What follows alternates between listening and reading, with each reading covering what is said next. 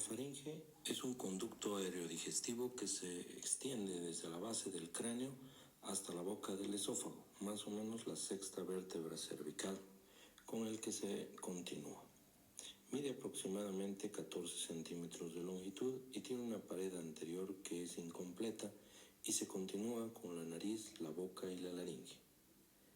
La faringe tiene tres partes, una que se llama nasofaringe, la orofaringe y la hipofaringe.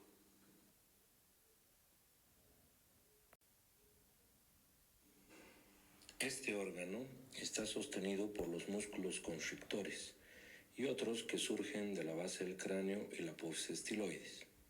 Entre ellos, el músculo constrictor superior de la faringe, que tiene su origen en la porción media de la lámina pterigoidea interna, el ánulus pterigoideo, el ligamento pterigomandibular, el hueso mandibular en su inserción con el músculo miloioideo y la base de la lengua. Su inserción final ocurre en el rafe medio y el tubérculo faríngeo del hueso occipital. La fosa de Rosenmüller se forma por la ausencia de músculo entre el rafe medio y el tubérculo faríngeo. A través de este defecto pasa la trompa de Eustaquio y el elevador del velo del paladar. El otro es el músculo constrictor medio de la faringe, donde surge del hueso hioides en sus cuernos menor y mayor y de la porción inferior del ligamento estiloioideo. Se inserta en el rafe medio y el tubérculo faríngeo. Y el último, que sería el músculo constrictor inferior de la faringe, que se origina en la línea oblicua del cartílago tiroides hacia el cartílago cricoides, pasando a través de su arco fibroso sobre el músculo cricotiroideo. Su inserción también ocurre en el rafe medio faríngeo y sus fibras inferiores se relacionan con las fibras circulares del esófago superior para formar así el músculo cricofaríngeo. Entre los otros músculos está el músculo palatofaríngeo, que se origina en el paladar y sus fibras discurren entre los músculos tensores. Se inserta en la aponeurosis faríngea del borde posterior del cartílago tiroides. Este músculo forma el pilar posterior de la fosa amigdalina. El otro es el músculo palatogloso, que se forma en el paladar blando y se inserta en la lengua, en el tercio posterior, donde forma el pilar anterior de la amígdala. El músculo salpingofaríngeo proviene de la porción inferior del cartílago de la trompa de Eustaquio. Su inserción tiene lugar en la pared lateral de la faringe, al lado del músculo palatofaríngeo. El músculo estilofaríngeo tiene su origen en la porción interna del estiloides y se inserta sobre su superficie posterior del músculo constrictor medio de la faringe. La pared muscular de la faringe posee también diferentes áreas no musculares. 1. La región entre la base del cráneo y las fibras superiores del músculo constrictor superior de la faringe, seno de Morgagni. 2. El área entre los músculos constrictores superior y medio de la faringe. Y 3. La zona entre los músculos constrictor medio e inferior. La primera área, o seno de Morgagni, está ocupado por el complejo de la trompa de Eustaquio, que contiene el conducto túbulo-faringo-timpánico, el músculo tensor del velo del paladar y el elevador del velo del paladar. La segunda área comprende las fibras linguales del músculo constrictor superior de la faringe, además del ligamento estiloioideo, la arteria y nervios linguales y el nervio glosofaríngeo. Esta región se opone a la amígdala palatina y es una relación anatómica externa importante de la amígdala. Más atrás se pueden identificar las arterias carótida interna y maxilar externa, con su rama, la arteria facial, que pueden lesionarse en una cirugía de amígdalas, que es una amigdalectomía. La tercera área no muscular se halla cerca del margen posterior de la membrana tiroidea. Atraviesa la rama interna del nervio laríngeo superior y se relaciona profundamente con el seno piriforme. Existe otra región, aunque menos aparente, situada entre el músculo inferior de la faringe y las fibras superiores del esófago. Tanto esta como el área 2 y 3 representan zonas de relativa debilidad de la pared faríngea, en donde pueden desarrollarse divertículos de pulsión. Los músculos de la apófisis estiloides intervienen tres: el estiloideo, inervado por el facial; el estilogloso, inervado por el hipogloso; el estilofaringio, inervado por el nervio glosofaringio. Todos forman parte del aparato suspensorio de la lengua, el hueso hyoides y el cartílago tiroides. Asimismo, ayudan en la deglución. El músculo estilogloso tira la lengua hacia atrás durante la fase inicial de la deglución y el estilofaringio contribuye a elevar el cartílago tiroides durante estas últimas fases de este proceso.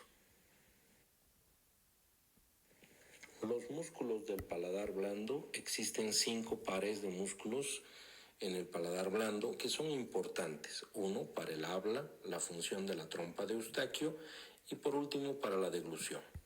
1. El palato gloso. 2. El palato faringio. El 3. El uvular, originado en la espina nasal posterior e insertado en la úvula. Su acción es desplazar a esta hacia arriba y hacia adelante. 4. El elevador del velo del paladar, surgido de la punta inferior de la porción petrosa del hueso temporal y la porción inferior cartilaginosa de la trompa de Eustaquio. Se inserta en la aponeurosis del paladar blando y su función en sí es elevarlo. 5. El tensor del velo del paladar, que surge de la espina del esfenoides, la fosa escafoidea de la apófisis pterigoides y la porción lateral cartilaginosa de la trompa de Eustaquio. Se inserta en el borde posterior del paladar duro después de circundar la apófisis amular.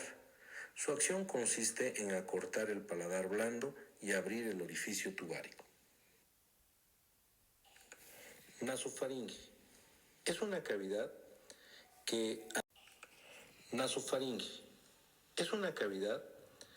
que a diferencia del resto de la faringe cuenta con paredes óseas, excepto en su porción inferior, en donde está delimitada por el paladar blando, por lo que en condiciones normales nunca se oblitera.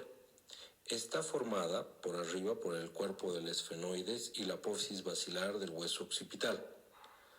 Por adelante, las coanas y el paladar blando. Hacia atrás por las vértebras cervicales y hacia abajo se continúa con la bucofaringe o orofaringe. Tiene una forma romboidal en un corte transversal y se estrecha hacia adelante en su unión hacia las coanas. Los orificios de la trompa de Eustaquio se localizan en las paredes laterales de la nasofaringe, detrás de las porciones terminales posteriores de los cornetes inferiores. Los orificios de las trompas forman parte del receso lateral conocido como fosita de Rosenmüller. Estos procesos laterales se integran con la unión oblicua de la faringe y la base del cráneo a lo largo de la sutura petroesfenoidal. En este punto, su pared está constituida por el aparato de Eustaquio, que comprende el tubo faringotimpánico, los músculos tensor y elevador del velo del paladar y las aponeurosis musculares existentes. O amígdala faríngea, que se hipertrofia durante la infancia para involucionar en la adolescencia y en la etapa de adulto ya prácticamente no existe. La nasofaringe está cubierta por epitelio cilíndrico ciliado pseudoestratificado, a diferencia de la bucofaringe, que posee un epitelio escamoso estratificado. Por último, durante la deglución, la nasofaringe se cierra por acción del paladar blando y la contracción de las fibras esfintéricas del músculo constrictor faríngeo superior, que es el esfínter de Passavant. Foideo como adenoides o amígdala faríngea, que se hipertrofia durante la infancia para involucionar en la adolescencia y en la etapa de adulto ya prácticamente no existe. La nasofaringe está cubierta por epitelio cilíndrico ciliado pseudoestratificado, a diferencia de la bucofaringe, que posee un epitelio escamoso estratificado. Por último, durante la deglución, la nasofaringe se cierra por acción del paladar blando y la contracción de las fibras esfintéricas del músculo constrictor faríngeo superior, que es el esfínter de Passavant.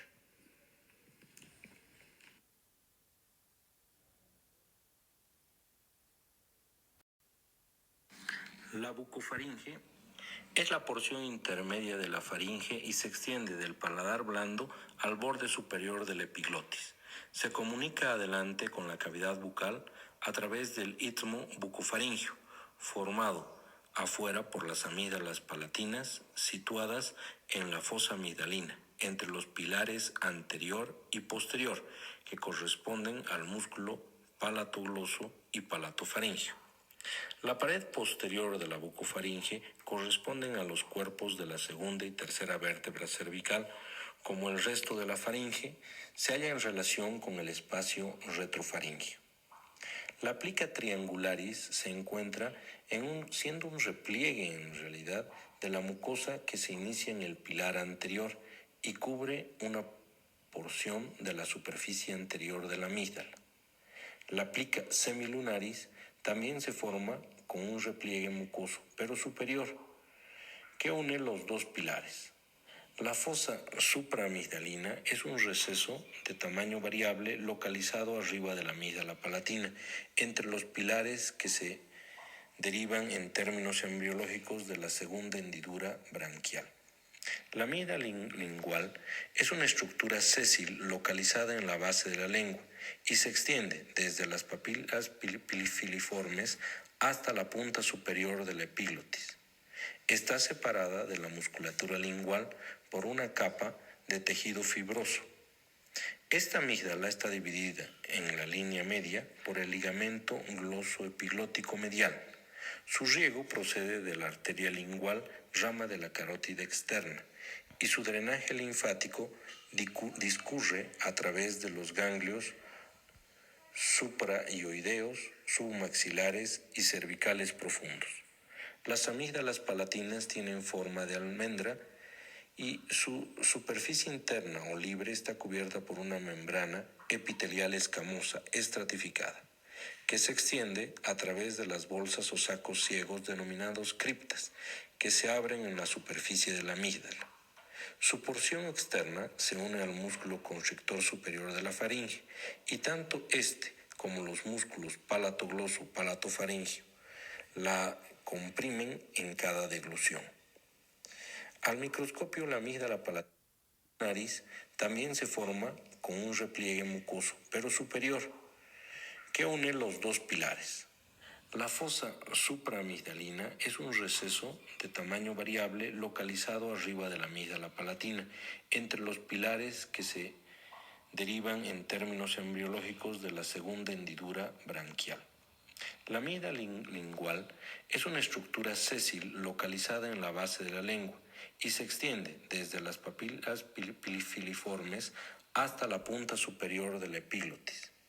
Está separada de la musculatura lingual por una capa de tejido fibroso. Esta amígdala está dividida en la línea media por el ligamento glosoepiglótico medial.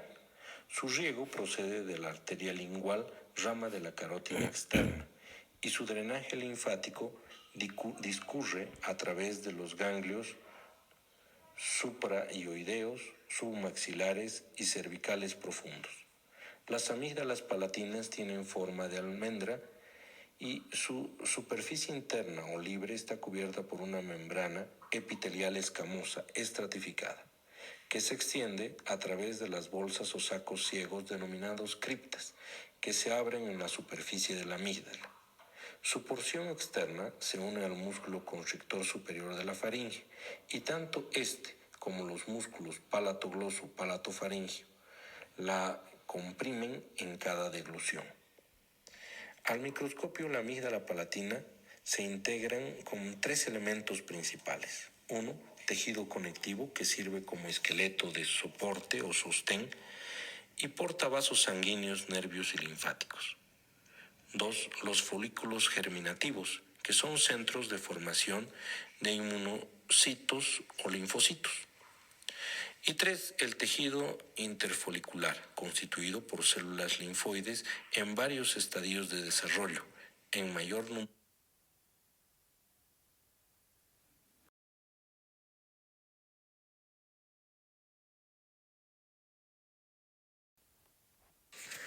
La hipofaringe Llega a constituir la región inferior de la faringe y se extiende desde la punta de la epiglotis hasta la entrada al esófago.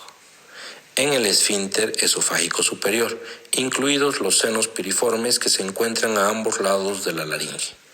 Contienen un epitelio cilíndrico ciliado pseudoestratificado, excepto en la superficie laríngea de la epiglotis. Sus paredes laterales y posteriores están formadas por los músculos constrictores medio e inferior de la faringe y estilofaringio.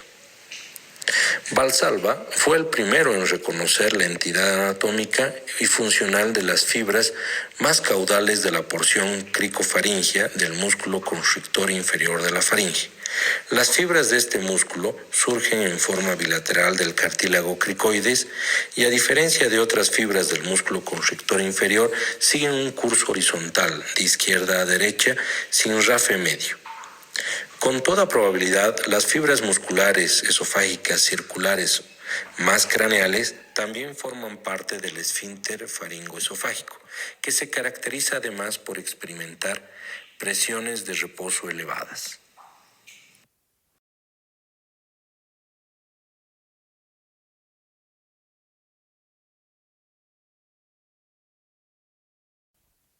Los linfáticos de la faringe. Los ganglios linfáticos se dividen en diferentes grupos según sea la región que ocupan. Es importante conocerlos porque muchas veces es la primera línea de defensa a nivel de lo que es infecciones de la vía aérea respiratoria superior.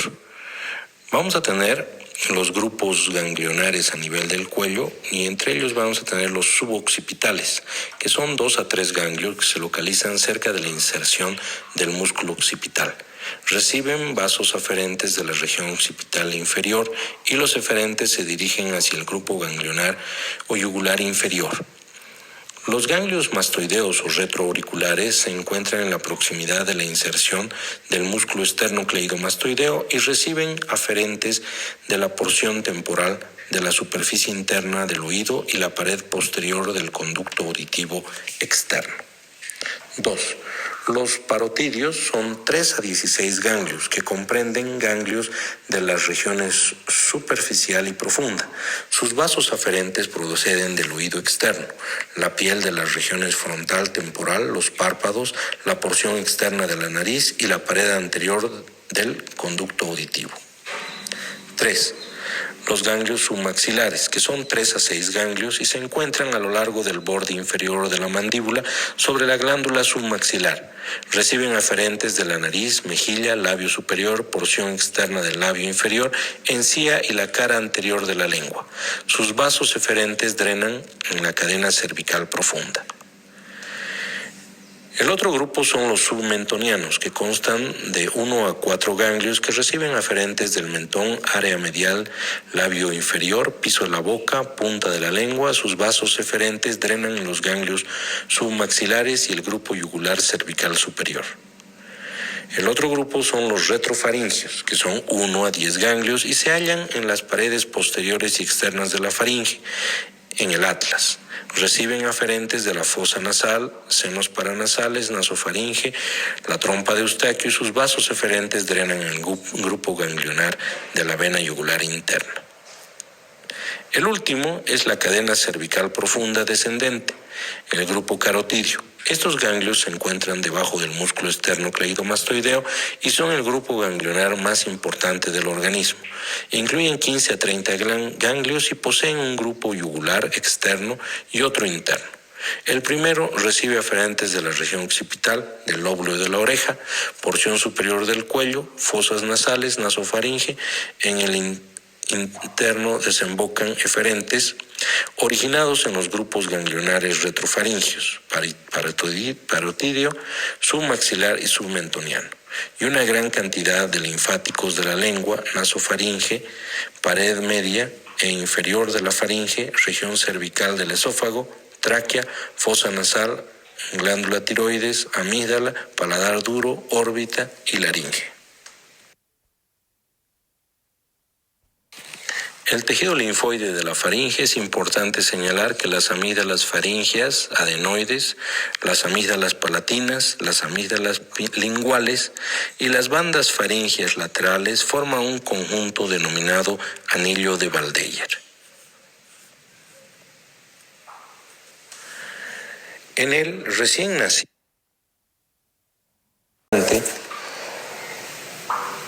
la extensión craneocaudal de la faringe es menor que en el adulto, por lo que cualquier hipertrofia de tejido linfoide del anillo de Waldeyer puede ocluir las coanas y la abertura de la nasofaringe y la bucofaringe, situación que en ocasiones debe corregirse con medios quirúrgicos.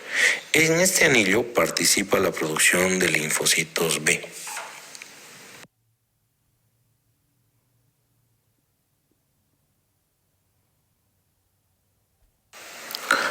Fisiología de la faringe. La faringe actúa como una encrucijada aerodigestiva y tiene la participación en la función de la respiración, deglución, fonación y la parte inmunológica. La función respiratoria, la faringe conduce el aire humidificado y purificado desde las fosas nasales hasta la laringe y contribuye en menor escala a la humectación y calentamiento del aire.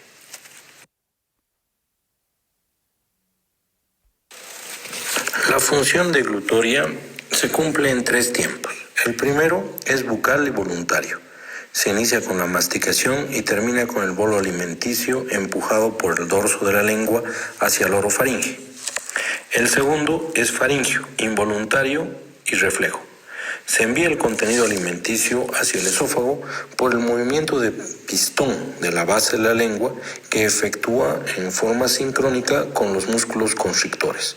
Al mismo tiempo, la contracción de los pilares posteriores elevan la laringe y la boca esofágica. Todos estos movimientos están sincronizados para que se produzca el cierre de la orofaringe, arriba por el velo del paladar y el de la laringe abajo, y se realice en forma simultánea la apertura del esfínter esofágico, el cricofaringio. El tercer tiempo esofágico es también involuntario y permite la progresión del bolo a través del esófago hasta el estómago por medio de las contracciones peristálticas. La función fonatoria, la faringe participa en forma conjunta con la boca y los senos paranasales en el timbre de la voz. El tono de la voz lo dan las cuerdas vocales y su intensidad depende de la fuerza expiratoria. Las alteraciones de los distintos sectores de la faringe provocan modificaciones características. Por ejemplo, si la rinofaringe se encuentra ocupada, ofrece una voz denominada rinolalia cerrada que se reproduce tapándose la nariz, como un ejemplo. En cambio, cuando la emisión del aire por la nariz es mayor que la que corresponde, se llama veloplegia o fisura palatina, por ejemplo, se produce una voz característica de la rinolalia abierta. Cuando hay una ocupación de la orofaringe o de la hipofaringe, el timbre de la voz es gutural o como gangoso.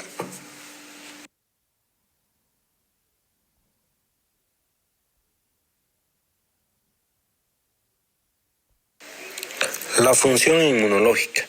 El sistema retículo endotelial está ampliamente distribuido en la faringe, donde conforma una unidad funcional llamada anillo linfático de Waldeyer. Este anillo está compuesto anatómicamente por órganos linfoideos. Las amígdalas palatinas, que son 2, la amígdala rinofaringea de Luschka, que es las adenoides, y las amígdalas linguales, que están detrás de la lengua, que también son 2. Así como también los nódulos linfoideos que se encuentran en la pared posterior de la faringe y se visualizan como unos acúmulos más elevados y rojizos en la mucosa faríngea posterior. El sistema linfático está compuesto histológicamente por linfocitos, células epiteliales y células del estroma que se disponen en órganos encapsulados o en acumulaciones difusas. Cuando un antígeno llega a la faringe es fagocitado y procesado por el macrófago. A continuación, este macrófago ingresa en los ganglios linfáticos regionales y presenta en su membrana las fracciones del antígeno procesado. El linfocito T reconoce estas fracciones antigénicas y genera una expansión clonal que se dirige al tejido involucrado donde produce una verdadera respuesta inflamatoria. Por su parte, los linfocitos B también son estimulados por un mecanismo similar que les permite adquirir capacidad de sintetizar y secretar anticuerpos. En un primer encuentro con el antígeno se secretan fundamentalmente anticuerpos de tipo IgM, pero ante una segunda estimulación por el mismo antígeno se genera una respuesta inmunitaria más enérgica y rápida con liberación de IgG. El anillo linfático de Waldeyer crece de manera progresiva desde los 9 meses de edad, pero lo hace más intensamente entre los 3 y 5 años debido a los distintos estímulos antigénicos que recibe. A esta edad, el niño alcanza un equilibrio inmunológico, por lo cual se detiene el crecimiento del anillo linfático de Waldeyer y su relación con el tamaño craneofacial comienza a disminuir.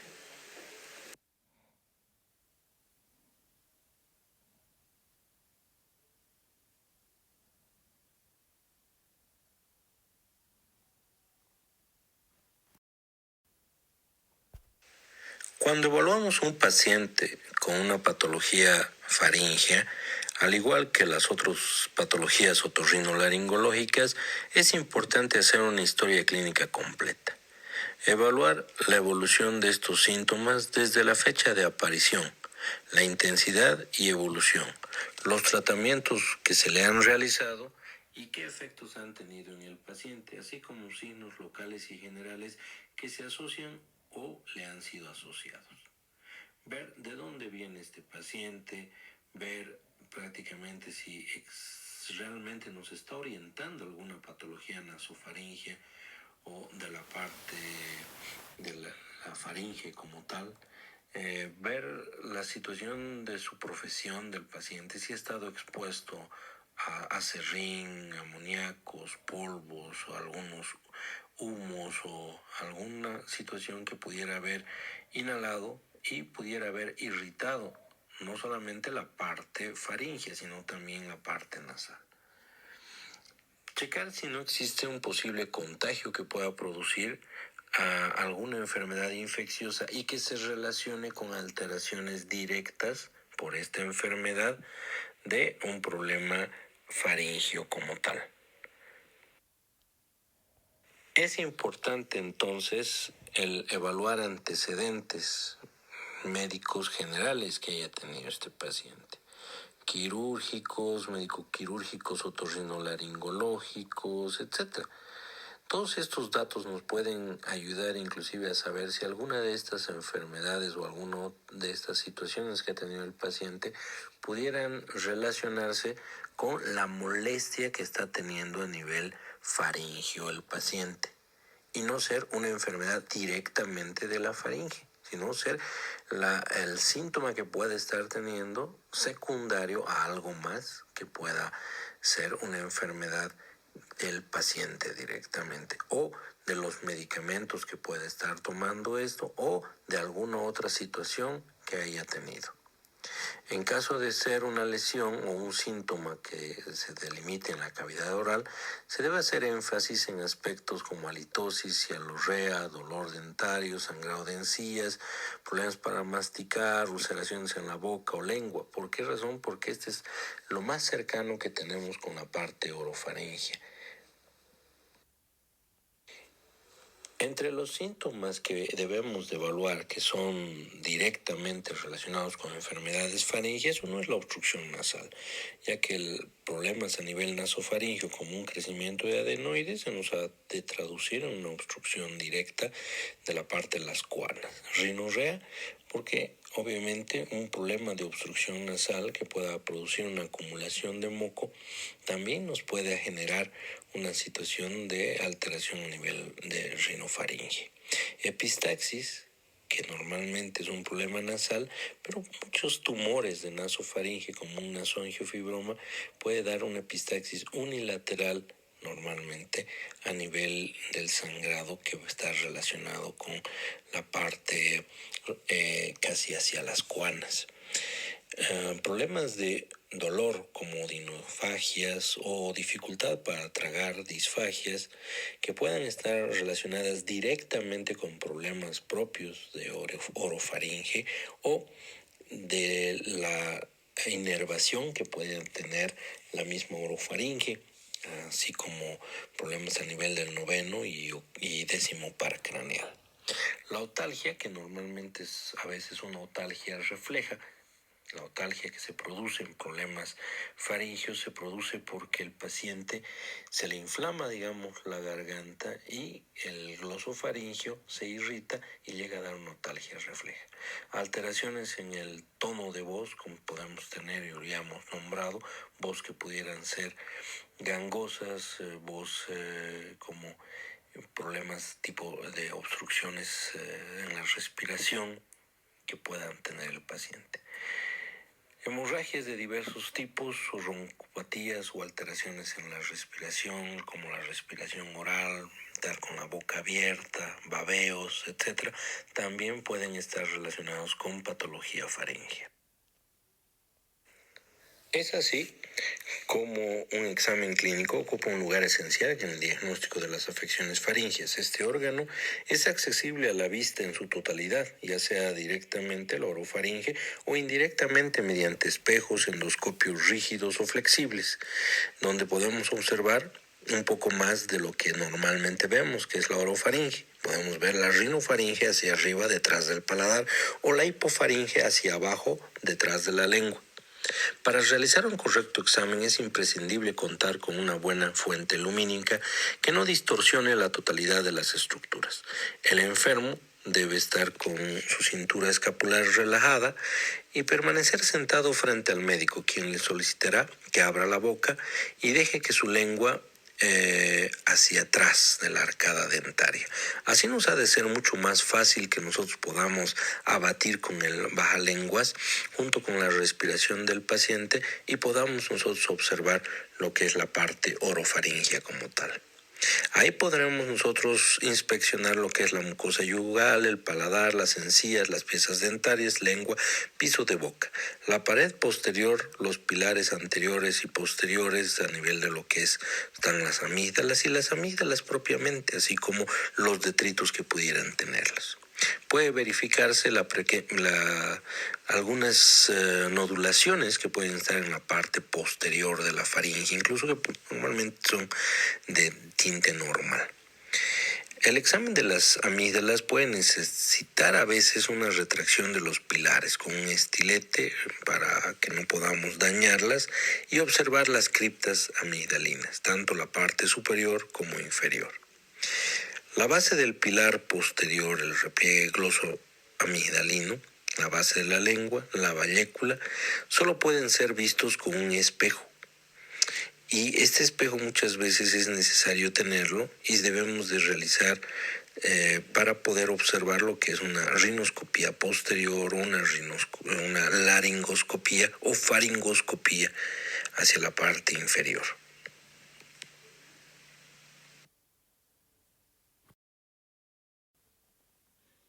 También observaremos la movilidad del velo del paladar, donde vamos a evaluar lo que es un noveno y décimo par.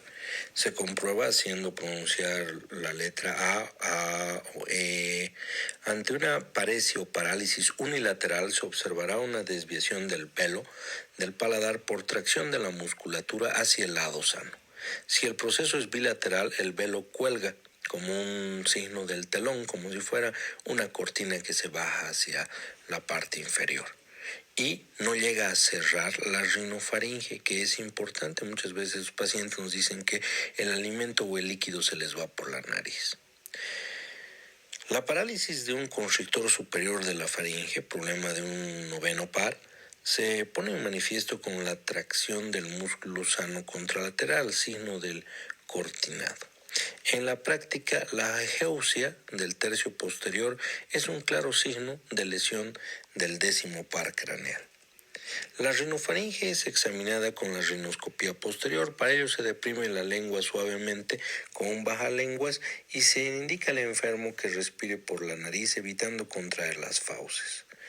Se ubica el espejo de un diámetro pequeño hacia la parte posterior, hacia el paladar blando, sin tocarlo. Obviamente se le puede poner un poco de anestesia local ocasionalmente para disminuir el reflejo nauseoso. Sin embargo, a veces necesitamos, antes de hacer este examen, evaluar cómo está la movilidad de la faringe como tal.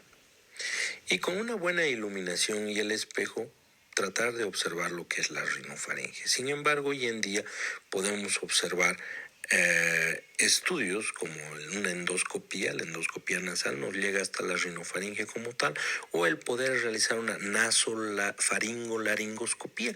Normalmente son estudios que podemos realizar y podemos observar absolutamente todas las estructuras anatómicas desde la nariz hasta la parte inferior, que es la laringe, en la parte de nuestra especialidad.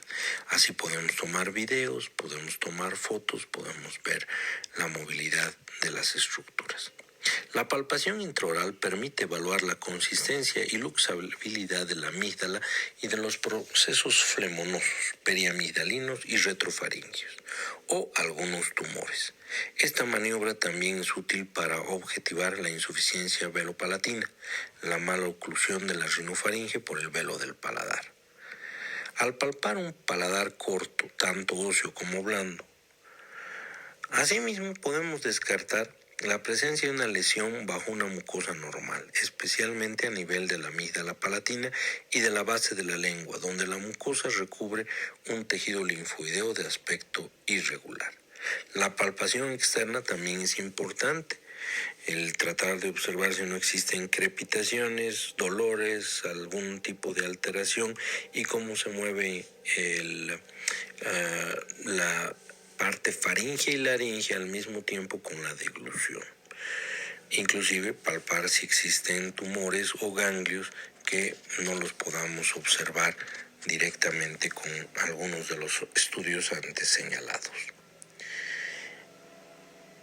El examen, obviamente, de las cadenas ganglionares debemos de realizarlos, así como nosotros se los hemos mostrado anteriormente y en la práctica o en las clases prácticas. Otro tipo de estudios que nosotros podemos realizar en estos pacientes son estudios de imagen. Los rayos X rara vez nos ayudan a nivel de lo que son las faringes. Sin embargo, las radiografías laterales de cráneo con el cuello hiperextendido y la boca abierta nos puede dar una idea de lo que es la columna de aire. Normalmente esta se la pedimos en niños para poder observar la columna de aire que viene desde la nariz hacia la tráquea y ver si no existe alguna obstrucción. Y normalmente esta nos sirve para poder evaluar obstrucciones a nivel de lo que es a la parte de lo que son adenoides, a nivel de lo que es rinofaringe o algún tumor rinofaringeo. No es el mejor estudio para poder realizar o evaluar esta zona, pues los estudios directos como los que hemos nombrado anteriormente nos ayudan mucho más. Sin embargo, son estudios complementarios que fácilmente los podemos nosotros obtener. Un mejor estudio podría ser una tomografía. La tomografía nos ayuda a evaluar tanto lo que es rinofaringe, lo que es orofaringe e hipofaringe. En cortes normalmente que nos pueden dar tanto axiales y coronales en algunos casos, hasta con reconstrucciones sagitales.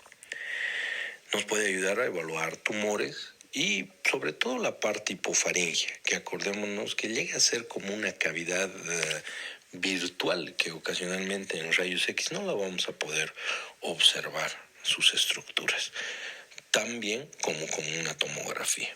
Sin embargo, en algunos casos, como en procesos tumorales o de algún otro tipo, necesitamos estudios un poco más sofisticados como el de una resonancia magnética, inclusive para ver lesiones tumorales y su extensión o infiltración que pudiera tener a tejidos que pudieran estar alrededor, sobre todo a nivel de lo que es el cuello.